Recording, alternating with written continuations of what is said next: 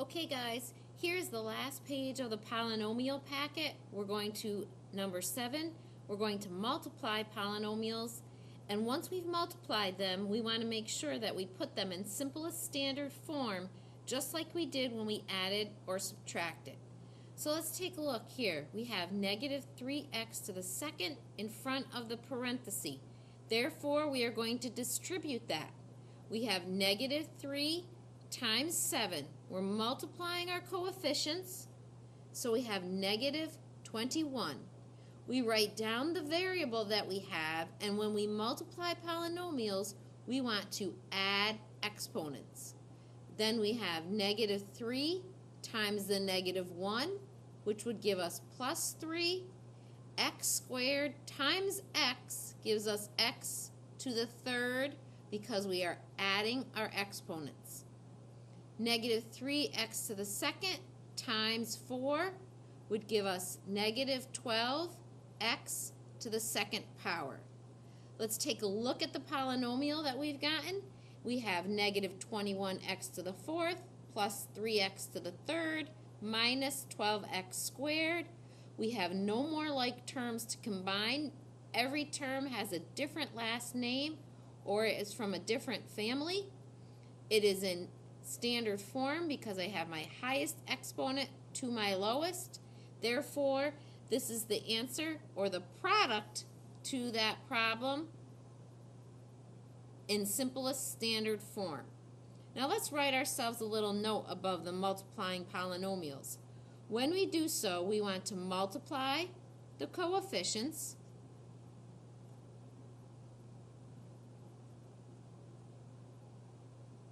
and we want to add exponents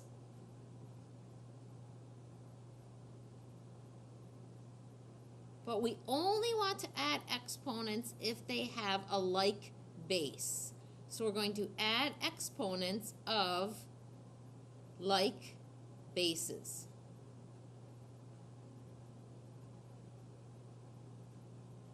Let's try the next one, letter B.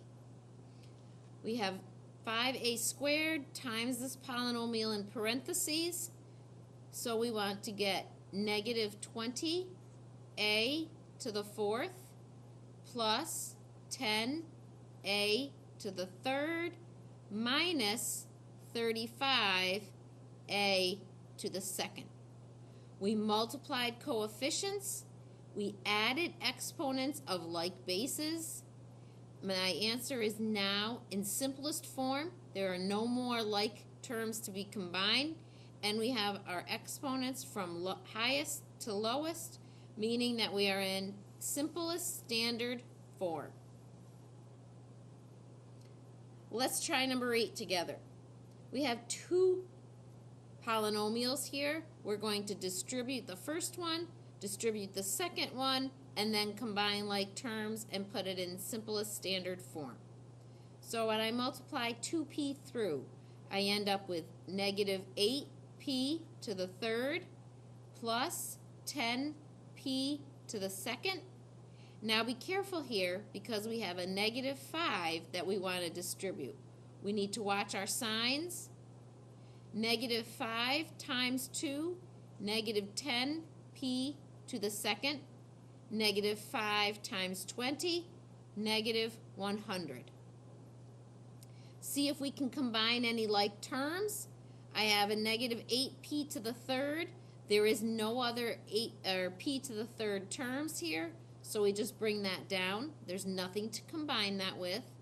Then I have a positive 10p squared and a negative 10p squared.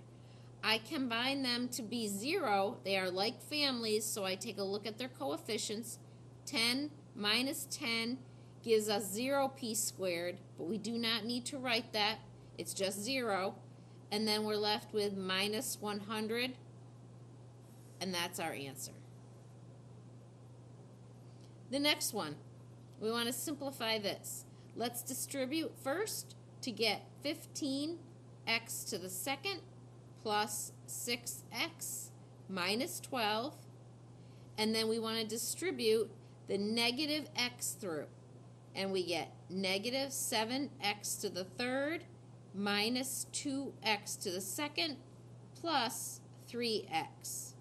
Let's take a look to see if we're in standard form and if there's any other like terms to be combined. I see I have a negative 7x to the third here. I'm going to put that in the front. There are no other like terms, so he stands as it is.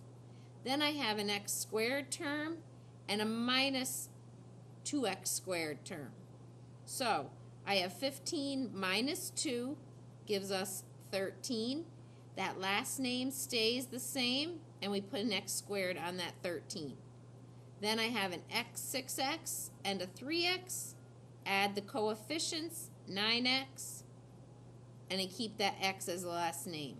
The only thing that's left here is a constant of negative 12, so we put that on the end. Do one more check. X to the third, x squared, x, and nothing. Therefore, there are no more like last names or like terms. It's in simplest form. Let's check to see if it's in standard form. My exponents start at 3, 2, 1, and none. Therefore, we are finished. It is simplest standard form.